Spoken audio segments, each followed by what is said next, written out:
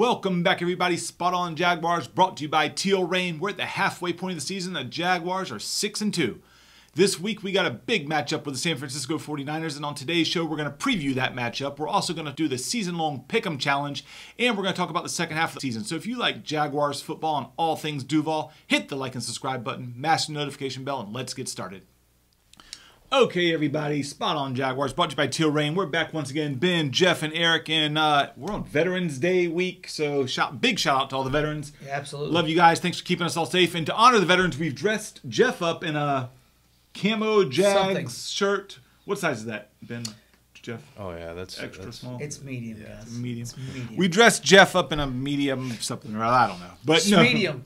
I can't even see the middle of your body. Yeah, it's your camoed out. It's because my left pec is so big, it's like you can't Facts. see. That's what it is. That's what it is.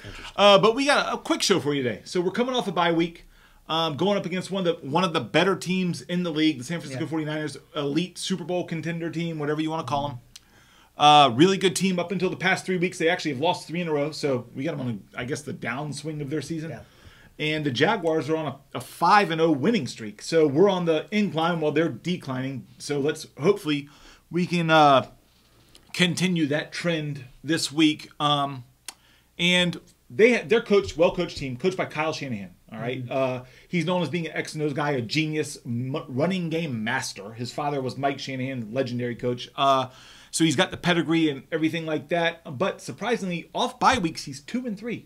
Coaching the 49ers. Usually the great coaches, they actually have a better record coming off bye weeks, but he's only 2-3 coming off bye weeks, and we got him in our house. So we got him right where we want him. Style clash here. They're known as a great running team. They base everything off of the run. The Jaguars, that's our strength, is our run defense. And then they use a lot of play action, some misdirection before the snap, a lot of movement, and then they try to get guys open in space for their quarterback, Brock Purdy, to hit them. They try to take advantage of aggressive defenses, aggressive pass rushes. They'll sneak a screen into, they got Christian McCaffrey, all-world running back. So they try to take advantage of our style defense. So this is what we're excited to see this week, the style clash, the collide of styles. And that's what we're looking for. Jeff, tell us about what you think, what we're expecting to see coming up Sunday. On paper, and, this is actually an actual matchup of just two teams that are equal. Like, you got a really good rush offense that does a little bit of good passing, and you got a defense that's really good at the pass rush, has an okay pass defense, right? But then now, let's flip that. You have a defense, which is ours, who's a very good rush defense. Gives a little on the pass side. In the passing game, right. And they're a good rush offense, which leaves open the pass. Like, you can sit there and just try to, this is going to happen, this is going to happen. This is one of those games that it's throw it against the wall and see if it sticks kind of game. Right. Like, I can sit there and go, this is going to happen, this is going to happen. I mean, I would feel more confident in this game if San Francisco was coming in here on a win streak. Yeah. But 3 games losing in a row, as a sports person, and every sports person knows, a good team coming on a 3-game skid, they're due. Right. No matter who they're freaking playing, they're due. But they're also willing to take some chances, some risks, and stuff that they might not be willing to do. So this game is like, it's such a wide open, I don't know what's going to happen. This is going to be probably the most exciting game, in my opinion, because of who they are and how they're set up compared to who we are and how we're set up. And them coming off a 3-game skid. We have a 5-game win streak. It's like, let it mash. I'm kind of like, as much as, we all kind of analyze X's and O's and Jimmy's and Joe's. I was about to say, and all that. God dang it, I wanted to say it. But I do a lot of that, like what you're talking about, that them being due. A lot of times when I'm making picks, like how I'm leading our Pick'em Challenge, a lot of times that's like gut stuff. It's like it's scenarios more than it is matchups and X's and O's. Yeah, you know what I mean? It's like, they're due, or they lost to this team, because we've all watched so much sports. You kind of know when kind of the ebbs and flows of how things go. But it's just seems like it's an even matchup, strength on strength type of thing, and it should be entertaining. I'm hoping. One of the things, I've gotten a lot of stuff right, and I'm not saying that like boasting, but like But a lot of. I'm not saying it boasting. I'm not trying to. But I'm going to go ahead and say it. Yeah. But a lot of the things, the predictions for this year, like saying I think we're going to be really good. I worry about the offensive line. I worry about the pass rush, etc. But one of the things I was wrong about. It's hard for you to get that word out. Barf that one out. Sorry. Was I thought that we were really going to kind of assert our home field advantage. And I thought that coming off of last year because I thought that the fans were crazy. I thought the team played well and we were all in sync. And it's like, hey, we're going to be out there yelling and y'all are going to be out there playing. Well, we haven't played great at home. To your benefit, this was early in the season. That's true. And I get it. And you could say what you could want to say. I mean, we didn't know who we were yet. We played against... Which we talked about. We talked about that several times. Yep. And, Kansas City's not that's number one team in the AFC. And we did what we needed to do on one side. Couldn't do it now. Right. The other game that we're not going to talk about. Which we always... Well, hey, listen, though. We're going to have... We're going to have our chance to prove it because coming up... we got a really tough stretch of games on the schedule coming up, and a lot of them, like a lot of our toughest games, are at home. And going into the second half of the season after the bye week, because we're at the direct halfway point of the season, we've had one of those watermark games where a measuring stick game versus Kansas City. We saw where we were on defense. We shut them down on defense. Now the offense didn't keep up, but this is another one of those measuring stick games where we want to see how we compare with the best teams in the league. San Francisco is absolutely one of the Super Bowl favorites in the NFC, along with maybe Philly, Cowboys if you want to throw them in there. But we are going to find out who we are as a team versus a team, a quality team, well-coached team, great players on both sides of the ball. This is it. Now, for what it's worth, Vegas has installed them as a 3-point favorite in our house. So you generally don't see the home team for Super Bowl contending teams being under. I think that we're being sold short here, and I think I would love to smash them in the mouth. No, I'm the same way. I keep saying I was happy to see that. Yeah, I see people on social media and stuff crying, Jag fans upset about disrespect and all that. Don't talk about us. Keep us on the radar. And I'm like, yeah, I'm fine with it. I'm fine with it. But the other thing too, though, is you get little comments made by the players where they, I think, are kind of feeling slighted a little bit, and I love it. I love it. And even Trevor, when he was on the Manning cast, they asked him about his tweet about y'all keep saying whatever and we'll keep finding ways to win or whatever. And his answer was I think an edge is good, and so I think that they're not only having to manufacture an edge. I think that some of it's coming externally from people that, because you look at the power rankings and stuff, and the Jaguars, won 5 in a row and all this, and it's like we're winning all these games and beating all these good teams, and we're cracking the top 5, and we're getting a little bit of credit, but it just seems like other teams that are in our same kind of realm as far as like wins, Miami. They can lose and they stay up there. You know what I mean? I feel like if we were to lose on Sunday, for example, which perfect example, San Francisco, they've lost 3 straight. They're still above the Jaguars in the power rankings. Right. So exactly. But this is the one where This is the one where the Jaguars show the nation, put them on red alert. They are here. It's the first one of several coming up, and this is what. So being like San Francisco losing 3 in a row, to me with that team. It's kind of like a fluke to me. It's like going, that Cleveland game lost by 2 points, and it's like they're better than that. I would push them in the power rankings. The Miami Dolphins, who have they beat that's worthy? I'm going back there, but they talk about them all the time. And they played another good team, and what happened? Mm-hmm. All right, we know you hate the Miami Dolphins. Okay, I don't hate them. It's just I get so tired of them being so above. And that's just they don't have any quality wins. They are exactly, and that's exactly what I'm talking about. They still hover up there in that top 5. They're people flashy. keep them up They're there. Hollywood. That's what it's going to be. They have the guys. It's like let's keep talking about the Jets. Which morning on ESPN. Why? New York. It's which is That's why we're here to talk about the Jaguars. That's what I'm doing right now. So let's move on to the players. I love that right there. Let's move on to the actual players that are going to be playing the game. We've talked about everything else. All right. So we're going to actually compare. we're going to compare the players from each team and see how they match up. And we're going to start. Do you want to fight with him this No, episode? I'm not. Do you want to switch chairs and I'll get in the middle? Nope. Okay. And we're going to start with the quarterbacks because that's what we do here. We start with the quarterbacks. My responsibility is to crack jokes, drink my tequila. That's really his job. That's it. How do I sign up for this? I might throw some stuff in there. I don't even know what I'm talking about. I don't even know why I'm here. We know. We're going to start with the quarterbacks, and they couldn't be more polar opposite from the pedigree standpoint. Trevor Lawrence coming in as the next big thing, the generational quarterback. Brock Purdy was actually the last pick in the draft, Mr. Irrelevant. Both come along for their team. Both, got a hold of the starting job and never really relinquished it in the case of Purdy, who had to fight through Jimmy Garoppolo, Trey Lance. They had a couple guys over there. Trevor, we knew he was anointed the next big thing. What was his nickname they gave him on the Meaning Cast?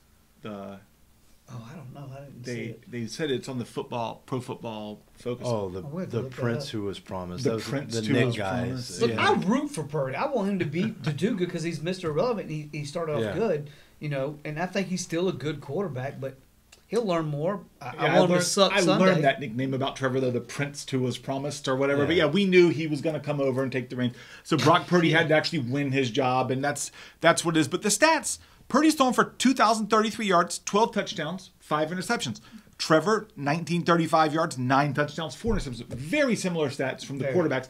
And we were talking before this, we would love to see that signature stamp on a game from Trevor Lawrence. Now, will it be this game where they have the monster pass rush, the all-world defense? We don't know, but we'd like to see that coming out party, so to speak, from Trevor. We've been waiting for that big game, just hoping for it. And which, feeding off that, and what we said about San Francisco losing 3 in a row, I feel the same thing about Trevor Lawrence. He's due.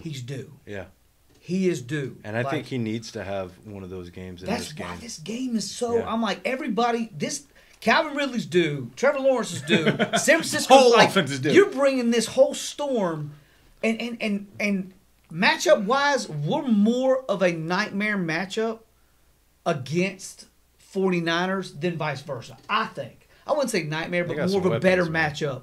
Like, this is a great matchup for us because we have more strengths compared to them face-to-face. With the speed of our defense. Like, we don't have any slow guys. East and West, they got some dudes on defense also and on offense. I mean, I think that they're better in some positions. I think that... But we actually can pass the ball.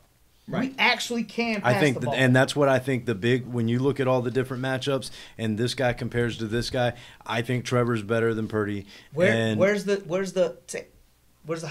our passing? Right. If you look at the whole team, like what you're saying. Yeah. That's where it comes. That's why I think Calvin Ridley's going to. Which brings us to the next two guys I want to compare, and another opposite, the running backs. They have all-world, very heralded, high draft pick Christian McCaffrey. We have Travis Etienne. And a guy that kind of has flown under the radar, not to the fantasy players who absolutely know that this guy's running over the league, but like if you look at it, who gets more press, who gets more publicity, who gets more, of the cheering and the fans support, and who is more well known and nationally, right? And Etienne, who was a first-round draft pick, but he got injured and he was kind of like. Jaguars weren't very good his first season, so he kind of, goes under the radar, unknown to the national landscape, so to speak. And their stats kind of similar. Now, McCaffrey does have the edge, 652 rushing yards with 9 touchdowns.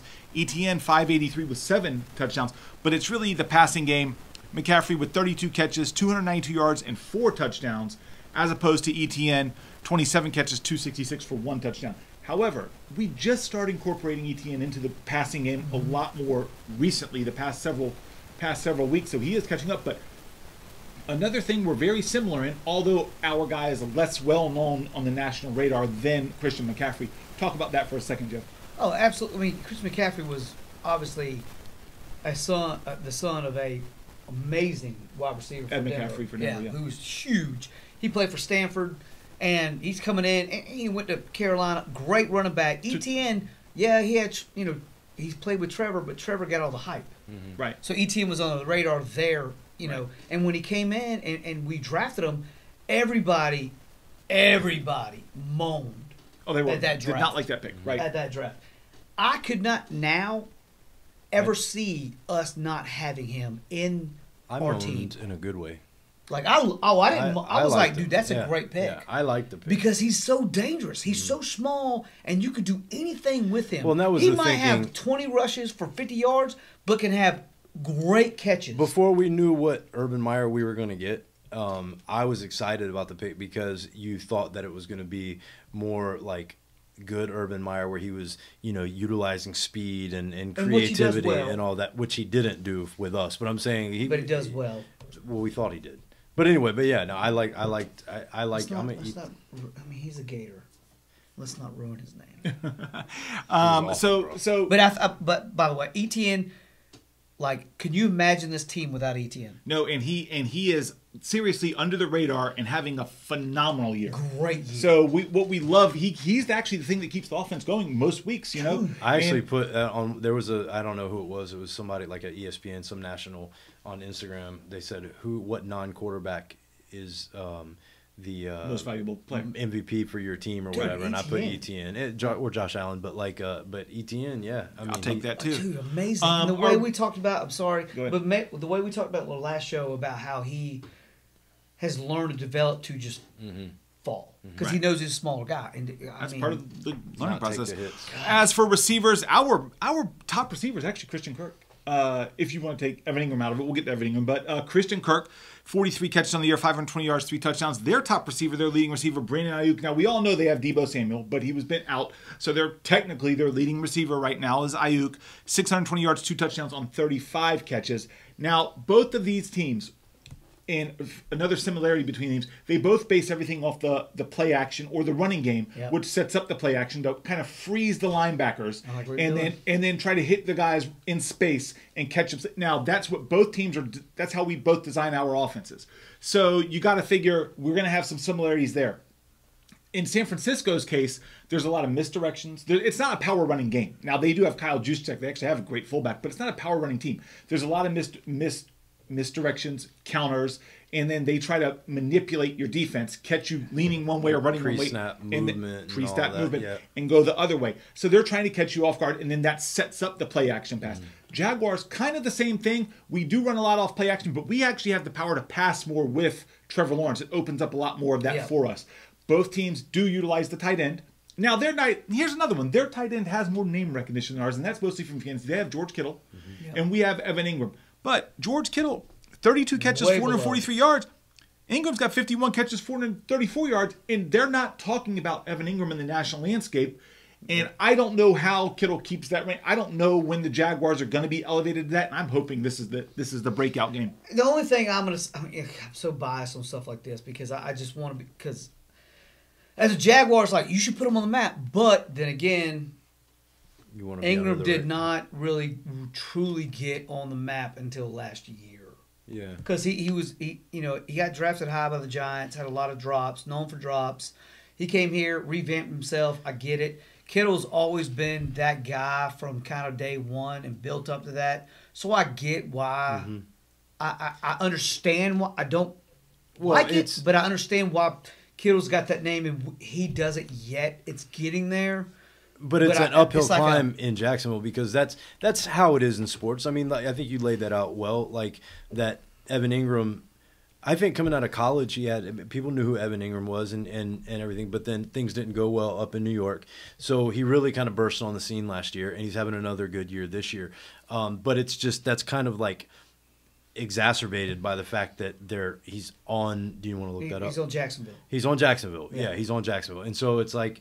Again, I get it, but I'm cool with it because, like we said, I want to be under the radar. I want people to sleep on us. I want people to keep kind of not giving us our credit, and I think we play better like that. There's anchors for CBS or ESPN.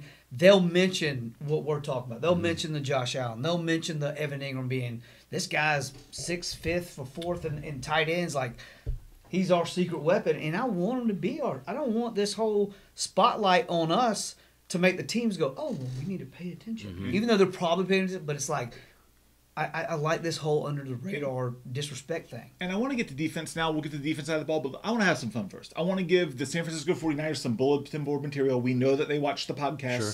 We know that they study our pod. So I want to give them some bulletin board material. Let's do the battle of the coaches. So Kyle Shanahan, big game coaches. Kyle Shanahan is known for the offensive coordinator that choked away the 28-3 lead for the Falcons against Bill Belichick. Doug Peterson's known as the guy who went in with a backup quarterback in Nick Foles and beat Bill Belichick down in a Super Bowl. That's where they differ. And Kyle Shanahan's also the guy that gave up a double-digit lead in the fourth quarter in a Super Bowl to the Kansas City Chiefs. He's a big game choke artist. You could put that on the bulletin board. Do they not watch our show? That's actually... No, I think they do. All right. That's not bulletin board because those are facts. Yeah, it's just a fact. We're just stating history, big game coach-wise, I got to give the edge to Doug Peterson. Absolutely. Yeah, that's just how it is. So if we're going to consider this a big game, which we do, and his team, I know you mentioned Shanahan's record coming off the bye. I don't know what Peterson's record is on that first game off of the bye, but I don't know if you mentioned this, but I mean, he's a great second half of the season coach. Right. So this is starting that. I think the team's going to be ready, and I mean. I'm with that. Yeah. But again, I thought we were going to be ready for Kansas City. All right. Yeah.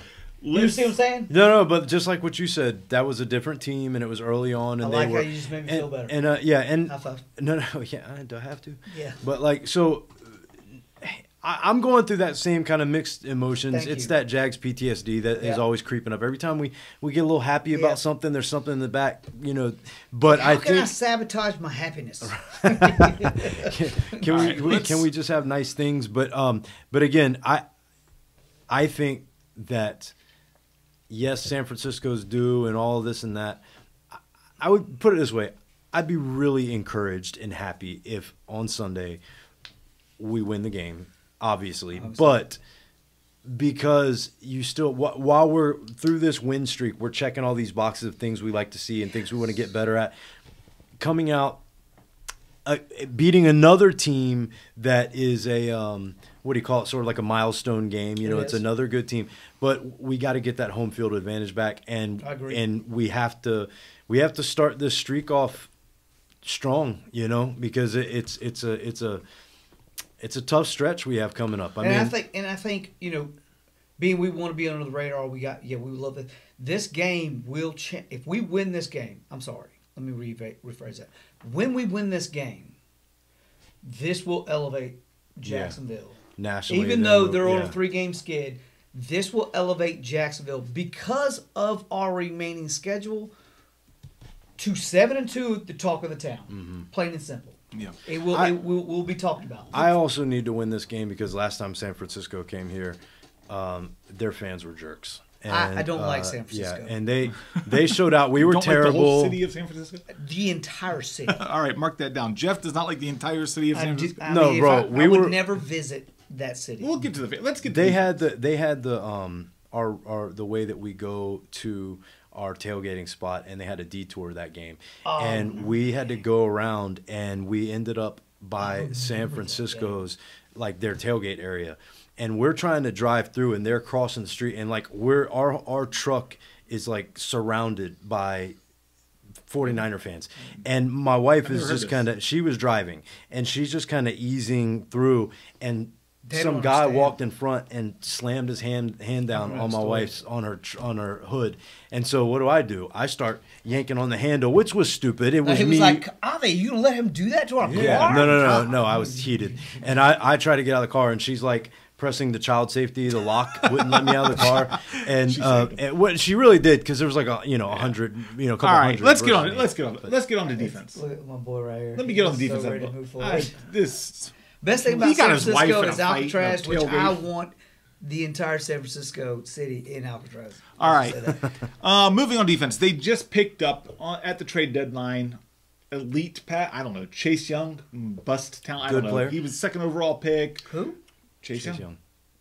Chase Young. Yeah. Exactly. He was highly heralded coming out of college, injury prone, didn't really live up to hype, but can get after the pass rusher when he is healthy. To pair with Nick Bosa, who really is an all-world pass rusher, Cleveland Farrell, Eric Armstead, so they do get off the quarterback. Also, their defense captained by Fred Warner, all-world linebacker, and a beast in stopping the running game. So this is a formidable defensive challenge in the rushing game. They do give up a little bit in the passing game. They're not really locked down in the passing game. They do give up a little bit there, and maybe we will be able to. That's a San Francisco spy right there. Say, bro. It's a San Francisco spy. We've been infiltrated. Right there? Yeah. Get. He's down, guys. He's down. He can stay there. It's fine. All right. So anyway, back to where we were. And the captain of their defense, all-world linebacker, Fred Warner, putting a stop to the running backs. It is hard to run on the team. Now, they do give up a little bit in the passing game, and maybe the Jaguars find a way to take advantage of that. Maybe this is Trevor's breakout game. But now they get after the quarterback. So I don't know, what are we expecting here? Kind of like if you recall the Saints game where Trevor had the knee injury and they were trying to get rid of the ball fast. They were doing a lot of three-step drops to get rid of the ball fast and not let him take hits. It might be the same kind of style of game plan to try to get the ball out of his hands quickly and get it to the receivers in space to try to slow down that pass rush. Or there's other ways to take advantage of that. Misdirections, counters, screen plays, draw plays. There's other ways to take advantage of an aggressive defense. And we're hoping to see that Doug Peterson has installed some of these things in the offense. That's what I'm looking for this weekend. Jeff, what are you looking forward to in this matchup this weekend? Honestly, I want to see what we do with Cleveland. Mm-hmm. That's what I want to see. Which Peterson has come out and said he's a backup. I mean, he said Walker Little is the starter. Okay. Yeah. Well, we'll see what Walker Little does. Okay, because Cleveland's got some good. Mm-hmm. He's got some good statistics wise of what he's done this year. Okay. Regardless of if he starts or not, and I'm not trying to jump over your segment, but I'm small, you can jump over it. Yeah, but you talking about what we're looking forward to is just us getting back a little bit, healthier and having that offensive line healthy, and then does that versus, a good defensive team and a pass rushing team, are they able to hold up to let Trevor not have to get creative with the offense and only do like little short passes and stuff, but actually be able to get back, survey, and look down the field a little bit. Right. And if you look at our last two games, especially the last game, our offensive line has really showed up. They played better, and now they've really showed up. And Walker Little's looks like he's going to be back. So which we have implemented ETN in the pass game, and the way he rushes, he's not like a regular stout Derrick Henry. Right. Okay, because he's so big. This guy can just squirt through lines and just go all like. If they want to be aggressive, bring it. Bring the aggressiveness. I think our offensive line is going to actually do a phenomenal job. I think Trevor's going to do great. I honestly believe Calvin's going to. I don't think they're going to put him deep. I think it's going to be a cross pattern to use his speed, to utilize his speed. We got Evan Ingram. I think this is going to be a Trevor passing game. I would love in my opinion. Get their linebackers chasing around Evan Ingram and Calvin Ridley all over the this is a perfect matchup for that. Let's talk about our defense going up against their offense now. Bring it. Now, here's the thing. Not on the injury designation, but we know that their future Hall of Fame left tackle, Trent Williams, is injured. We know that he didn't practice Wednesday. Not an official injury designation. We expect him to play. Our best pass rusher, Josh Allen, does come from that side of the ball. Can he get to Brock Purdy? Now, we spoke about it earlier. Their offense is a bunch of misdirections, a bunch of counters, a bunch of trying to screen passes. They have a ton of these plays trying to take advantage of our outside linebackers, our blitzers, our pass rushers, and try to see if they can go at us and take advantage of our aggressiveness. So it's once again another contrast of styles. Okay. And what I'm specifically looking forward here to see is, so they're on a 3-game slide. And what happened was the teams that figured it out, the Cleveland Browns, Minnesota Vikings, they found out that Brock Purdy doesn't have the arm strength. He can't get the ball 10 yards down the field. So they're packing everything 10 yards and in. They're not letting anything behind them, and they're hitting everything in front of them. And then they're leaving the wide receivers in one-on-one matchups, which this Debo injury has made it to where they have nothing going deep. They can't take the pressure off of the receivers. They can't get the ball downfield. Brock Purdy's going to have to show that he can do that Is he going to do that this game versus the Jaguars in our hope defense? I don't think he is. I think we have the corners to play man coverage and then keep everything 10 yards and then just hit anything that moves. And that's what's been the keys to defeating him. Now, who else knows that? Kyle Shanahan knows that. So he knows what we're thinking and the keys to beat the 49ers. So now it's a chess match. Now the pieces are in play. Shanahan's trying to address the weaknesses, which the last 3 teams they've played have identified. And now the Jaguars, do they know? Do they know, hey, Shanahan knows he might be trying to take us deep. And that's the coaching chess match. That's the philosophy-wise, the collide. So that's what I'm interested in seeing come from our defense versus their offense. And saying that, I think it's time we predict the scores for the game. I've told you that Vegas has installed the 49ers as a 3-point favorite. I'm going to go a different way, but Ben, I'm going to ask you first. Give me your score for the game. Jags 23. Jags 23. It's a good score. San Francisco 17. 17. All right. I actually said that before we did the show. No, you didn't. Yes, I did. No, you didn't. Yes, I did. I said, I think this is going to be a low-scoring game, 24-17. Okay, we'll pick 24. I picked 23. All right. Anyways, you're welcome for that score. I actually think Trevor Lawrence is going to have a breakout game along with Calvin Ridley. I think Etienne's going to have a solid game. I think McCaffrey's going to get about 80 yards rushing. I think Purdy's going to throw about 2 interceptions. I just need the final score. Listen, I am so excited about this game. This is supposed to be a short show. I don't want it to be. I am so excited. It was supposed to be a short show. Because it's just the matchup. It's got me this is a fun up. matchup coming off bye week. This is a huge matchup. I'm gonna go 23-13 Jaguars. All right. And so I'm going to go random score. This is what I think. I think that the defensive matchup that we're expecting, I think it's going to deliver. I think it is going to be a low-scoring game. However, I also think the last team that has the ball will kick a field goal to go ahead and win it. I think it's going to be close.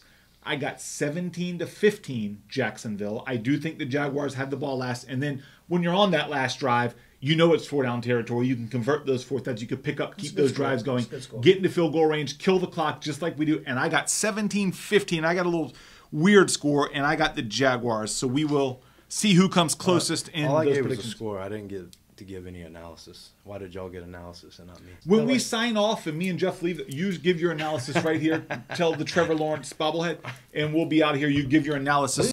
Moving right along to the season-long Pick'em Challenge, where I picked up a game on both you guys. I had 3 correct. Ben had 2 correct. Jeff had 2 correct. Bring the totals to, I got 20.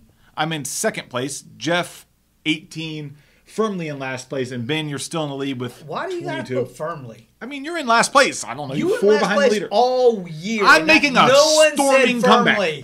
I'm making a Go ahead. storming comeback. You know what your name is in my phone? What's that? Number 2.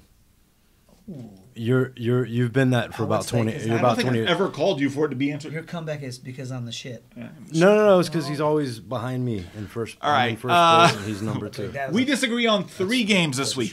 We disagree on 3 games this week. All right, what we got this week? Vikings, Saints. Jeff and myself are going with the Vikings. Ben, you got the Saints. Terrible pick. Terrible pick. Then we got Lions, Chargers. Lions at the Chargers. I'm going with the Lions. Ben's got the Lions. Jeff, you got the Chargers. Terrible pick on y'all's part. And then the Cincinnati-Houston game. Jeff, you're a Houston holdout. You're rolling with Houston. Ben and myself. We got now C.J. Stroud's good. Yeah, now he's good. Now he's good. Look, you gonna everybody has a year. Everybody has a year. Okay, Brock Purdy had one last year. Okay, all right. Just saying. All right. Well, this is your chance to actually make up some ground in the season-long pick 'em challenge. I feel like they're on a high. They have a really good defense, and I think Cincinnati's just like on a confidence, like it's Houston. Mm-hmm. Like people overlook Houston like we did, mm-hmm. and they put some stuff together. Like people overlook us. It's like I just think they can, and I love their coach. I do love Houston's coach. I think Cincy might have some injury issues too. So I mean, we'll see. And we'd be remiss to sign off without actually bringing up fantasy. We don't have to talk about that. No, we do. What happened in fantasy? Ben, can you take us through what happened this weekend? If it was a bloodbath, what would you call it? I mean, no domination, decimation, destruction. I got a W. I know that. I got one too. You got a W? How'd you do? That's all I care about. That you beat my boy. Khalid. Okay, yes, because his team was actually good. Yeah, Khalid Jaguars. You beat him by 2 points. I did not substitute 2 guys. What was it? Because I thought I was so confident in the Arrogance brought him down. I did not put it. Pride before the fall. In his way, right. Remember, which is Cincinnati's going to do against Houston. Ben, what you don't know is after we signed off, was it Rocky IV where the Russian looked at him and says, "I must break you"? That's what I was thinking. I don't know if I said it to him. And then what happened? I could tell you were thinking. Yeah, and then what happened is break, destruction, devastation, bloodbath. That's what went down. Yes. So now that's called a winning streak in fantasy, boys. That's what I'm on. Dude, I am happy for your 2-game winning streak. You're like the 49ers. You're on a slide. You're on a downside. No, I got 1 loss. Is it 1 in a row? Okay, one in a row. We're about to make it 2 in a row. But no, I'm playing him, which that's easy money. The bye week. That's easy money. Easy money. So all my guys are back. So all right, we're gonna have to see it. All right, ladies and gentlemen, that's gonna do it for today. I think we're all 3 going to this game. So if you see us at the Jaguar game, say what's up. Say what's happening. Wait a minute.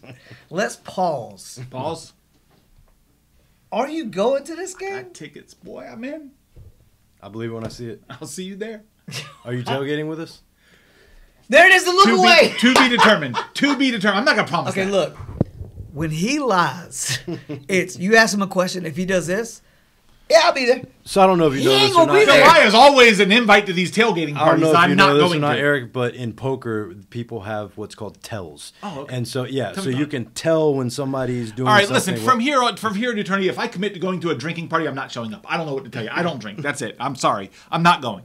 But this game, I will see you at the game, not the tailgate party. At the game, I'll be there. I don't like how you characterize our getting together and watching as drinking parties. There's only one of us that has a drinking at 10 a.m. problem. Who wakes up at 10 a.m. and starts pounding whatever y'all drink, beers? I don't even know. I'm up at 8:30. I go to church before our tailgates, water. just so you know. Communion where they serve. There's water in this drink. It's church first. Communion and then, where they serve. What's the drink there? Listen, I'm Catholic, so it's okay. I can have a couple of drinks. All right. It is what it is. All right.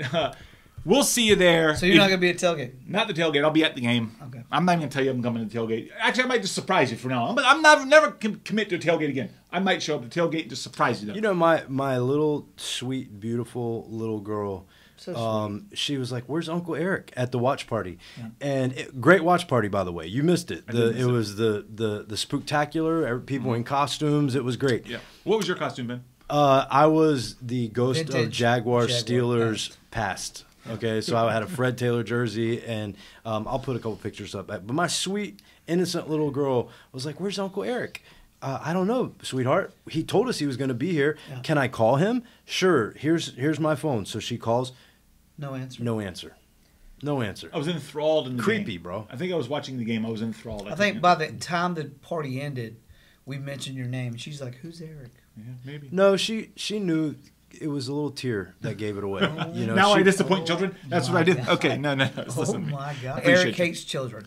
So. See you at the game. If you see us, come say what's up, everybody. For now, that's it. Spot on Jaguars, brought to you by Teal Reign. We're out of here. Hey, mom-in-law.